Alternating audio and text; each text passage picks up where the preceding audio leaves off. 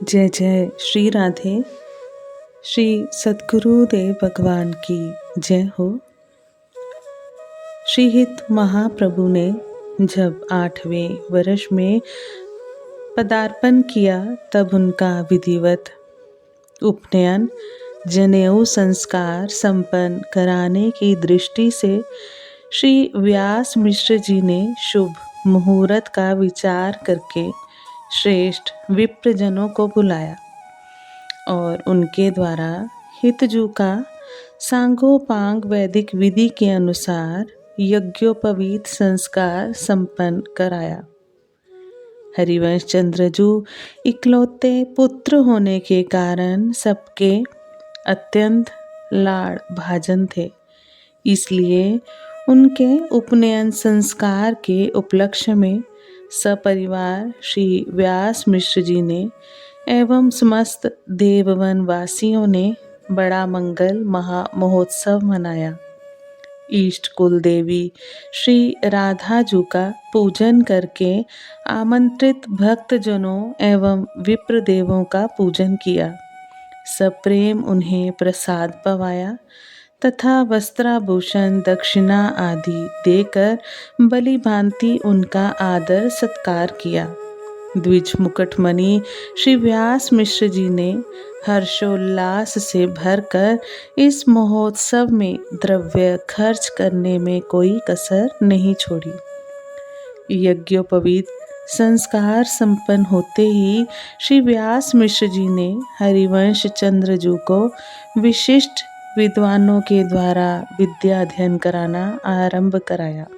हालांकि बाल्यावस्था में ही अनेकों चमत्कार पूर्ण अद्भुत कार्यों से श्री हित महाप्रभु का महाप्रभुत्व प्रकट हो चुका था, किंतु आपकी विश्व विमोहिनी लीला से विमुग्ध होकर श्री व्यास मिश्र जी ने बाल स्वरूप श्रीमन महाप्रभु को भी सर्वशास्त्र निष्णात करने की इच्छा से शास्त्र शिक्षा दिलाना प्रारंभ कर दिया। श्री हितजू की बुद्धि सामान्य बालकों से कहीं अधिक तीव्र एवं धारणा शक्ति अद्भुत चमत्कारी थी। अलौकिक प्रतिभावान होने से के कारण बालक हरिवंश थोड़े दिनों में ही समस्त शास्त्रों में पारंगत हो गए। तद्यपि गुरु शिष्य परिपाटी का निर्वहन करने के लिए ही आपने विद्याध्ययन किया और वह भी अल्पकाल में समापन कर दिया, क्योंकि जो समस्त विद्याओं एवं कलाओं की आचार्य श्री जी द्वारा समस्त कलाओं में प्रवीण सुशिक्षिता श्रीहित सखी के स्वरूप अवतार हैं और जिन्होंने 6 महीने की अल्पावस्था में ही संस्कृत में श्री राधा सुधा निधि जैसे परम रसमय ग्रंथ की रचना कर दी। भला वे पढ़े ये कौतुक ही तो है, जिनका निर्मल ज्ञान स्वतः सिद्ध है। उन्होंने केवल श्रेष्ठ मनुष्य का सा व्यवहार करते हुए ही अध्ययन किया, जैसे भगवान श्री कृष्णचंद्र जी ने किया था। श्री हिताचार्य को किन किन विद्वानों से कब और किन किन शास्त्रों की शिक्षा प्राप्त हुई ये अज्ञात है, किंतु आपके द्वारा विरचित हितचोतरासी जी और स्फुटवाणी नामक ब्रज भाषा ग्रंथ तथा श्री राधा सुधा निधि एवं यमुनाष्टक जैसे संस्कृत कृतियों से ज्ञात होता है कि आपने संस्कृत व्याकरण, साहित्य, संगीत, ज्योतिष तथा श्रुति पुराणादिकों की सर्वोच्च शिक्षा प्राप्त की। महाप्रभु श्री हरिवंश चंद्रजू देववन में विराजमान है और उनकी अवस्था इस समय 11 वर्ष की हो चुकी है। एक दिन की बात है जब वे श्री नवरंगी लाल जी की संपूर्ण अष्टयाम सेवा के उपरांत राधा नाम जप करके रात्रि में शयन कर रहे थे, तो उन्होंने स्वप्न में देखा कि स्वयं श्री लाडली जी उनके समक्ष प्रकट हुई और श्री जी ने उनसे कहा, तुम्हारे भवन के द्वार पर जो पीपल का वृक्ष है उसकी सबसे ऊंची डाली पर एक अत्यंत सुंदर प्रकाश में अरुण पत्र है, जिसमें हमारा युगल मंत्र नित्य विहार का बीज मंत्र अर्थात निज मंत्र लिखा है। उसे तुम ग्रहण करो एवं उसका प्रकाश कर रसिक जनों की आशा को पूर्ण करो। इतना कहकर श्री जी अप्रकट हो गई। श्री हितजू के उसी समय नेत्र खुल गए और वे स्वप्न में प्रकट श्री प्रियाजू के सौंदर्य माधुर्य सिंधु के सारभूत अद्भुत रूप का चिंतन करके प्रेम विकल होने लगे। उनके मानस पटल पर एकमात्र निकुंज बिहारिणी श्री श्यामाजू के अलौकिक रूप की अद्भुत शोभा ही छाई हुई है, जिससे हित महाप्रभु के हृदय में ऐसी प्रेमोन्मता बड़ी ही देह की सुध बुध विस्मृत हो गई और वे मूर्छित होकर भूमि पर गिर पड़े। तब साक्षात श्री किशोरी जी ने प्रकट होकर अपना अमृतमय कर कमल श्री हिताचार्य के मस्तक पर पधराया। श्री जी के परम सुकोमल कर कमल का स्पर्श प्राप्त करते ही श्री हितजू के हृदय में चेतना जागृत हो गई और उन्होंने नेत्र खोलकर देखा तो सामने उनके ध्यान का विषय सुंदरता की सीमा श्री श्यामाजू विराजमान है। श्री जी ने बड़ा स्नेह दुलार करते हुए श्री हितजू की श्रवणेन्द्रिय में अपने श्री मुख से एकांतिक रहस्यमय मंत्र निज मंत्र का उपदेश किया एवं श्री हरिवंश चंद्रजू से कहा, द्वार स्थित पीपल की वृक्ष की सबसे ऊंची शाखा पर एक तेजो में अरुण पल्लव में यही मंत्र अंकित है, तुम उसे ग्रहण करो। श्री हिताचार्य को विरह से विकल देखकर पुनः श्री प्यारी जू बोली, हमारे नवनिवृत्त निकुंज के महाप्रेम रस को प्रकाशित करने वाले इस मंत्र के प्रभाव से शरणागत जनों को हमारे नित्य विहार रस का अनुभव कराओ तथा निकुंज की रस रीति का इस जगत में प्रकाश करो। तदनंतर अपने अवतार के उद्देश्य को पूर्ण करके शीघ्र ही हमारे समीप आ जाओ। ऐसा कहकर श्री जी अंतर ध्यान हो गई। इस प्रकार स्वामिनी श्री राधा जू ने असीम कृपा के साथ श्री हितजू के विशाल भाल प्रांत पर अपना कर कमल स्थापित करके रसोपासना का रसमय मंत्र दिया और निकुंज महल की संपत्ति प्रदान की। अरुणोदय होते ही श्री हितजू महाराज द्वार पर स्थित पीपल वृक्ष के समीप पहुँचे। उस पर एक अति सुंदर अरुण पल्लव अनिर्वचनीय दीप्ति से दीप्त हो रहा था, जिसमें निज मंत्र अंकित था। वह मंत्रांकित पत्र देखते देखते उड़कर श्री हितजू की गोद में ही आ गिरा। श्री हिताचार्य ने निज मंत्र ग्रहण करके उस दिव्य पत्र को सिंहासन पर ठाकुर श्री नवरंगी लाल जी के वाम अंग में स्थापित श्री प्रियाजू की गादी पर विराजमान कर दिया। पीपल पत्र मंत्र रस भारो, गादी प्रिया माही सो धारो।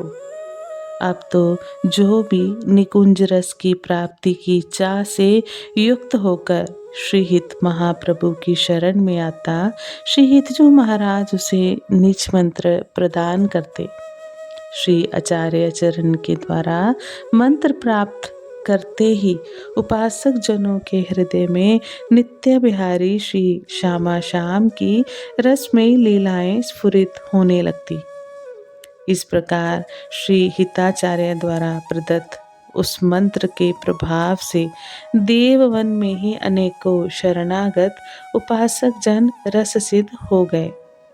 श्री राधा स्वामिनी जी द्वारा प्रदत्त निज मंत्र में ऐसी महिमा में सामर्थ्य है, अर्थात उस मंत्र का ऐसा अद्भुत प्रभाव है कि पाषाण की तरह कठोर हृदय को भी वह द्रवित करके उसे अद्भुत प्रेम रस में सराबोर कर देता है। श्री प्यारी जी ने हितजू महाराज को जो मंत्र अपने श्रीमुख से प्रदान किया, वही मंत्र अरुण वर्ण के पीपल के पत्ते में भी अंकित करके दिया। श्री हित महाप्रभु ने उस मंत्रांकित पत्र को श्री प्रियाजू की गादी में विराजमान कर दिया, अथवा कहीं कहीं ऐसा भी वर्णन है कि वे मंत्रांकित दिव्य पीपल पत्र श्री हितजू को प्राप्त होते ही तत्काल अंतर ध्यान हो गया। श्री जी द्वारा हिताचार्य चरण को जो निज मंत्र प्रदान किया गया, इस प्रसंग का वर्णन अनेकों रसिक जनों ने अपनी वाणियों में किया है। गुरु स्वरूपा स्वामिनी श्री राधा जी ने श्री हरिवंश चंद्र जी को दर्शन देकर गुरु मंत्र दिया एवं उनको हित की उपाधि भी प्रदान की। श्री जी ने कहा कि अब से तुम्हारे नाम के साथ हित की छाप लगेगी, अर्थात तुम श्री हित हरिवंश नाम से पुकारे जाओगे। श्रीमन महाप्रभु का मूल नाम तो हरिवंश ही है, पर श्रेष्ठ श्री श्यामाजू के द्वारा दी गई हित की छाप का संयोग होने के कारण आप हित हरिवंश नाम से विख्यात हो गए। हित का अर्थ है प्रेम।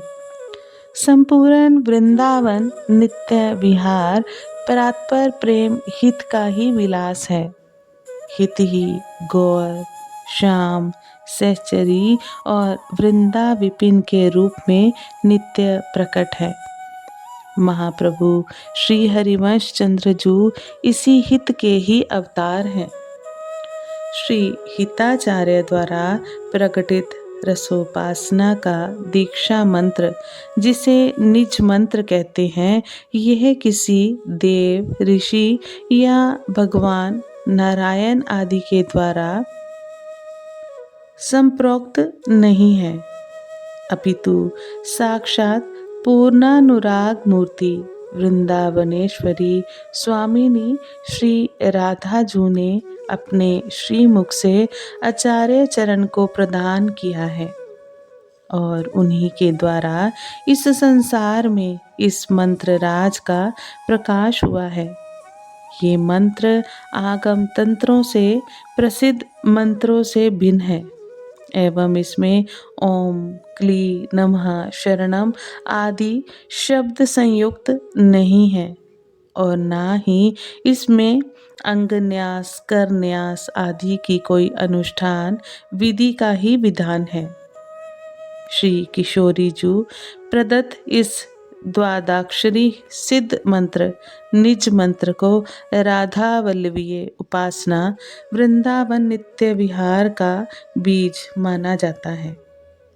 रसिक महापुरुषों ने कहा है कि हित का ये नित्य विहार निज मंत्र का ही स्वरूप है और हित महाप्रभु की रसद एवं अनुपम वाणी का भी इसी के अनुसार विस्तार है। इस मंत्र के मानसिक जप से अपार प्रेम बढ़ता है।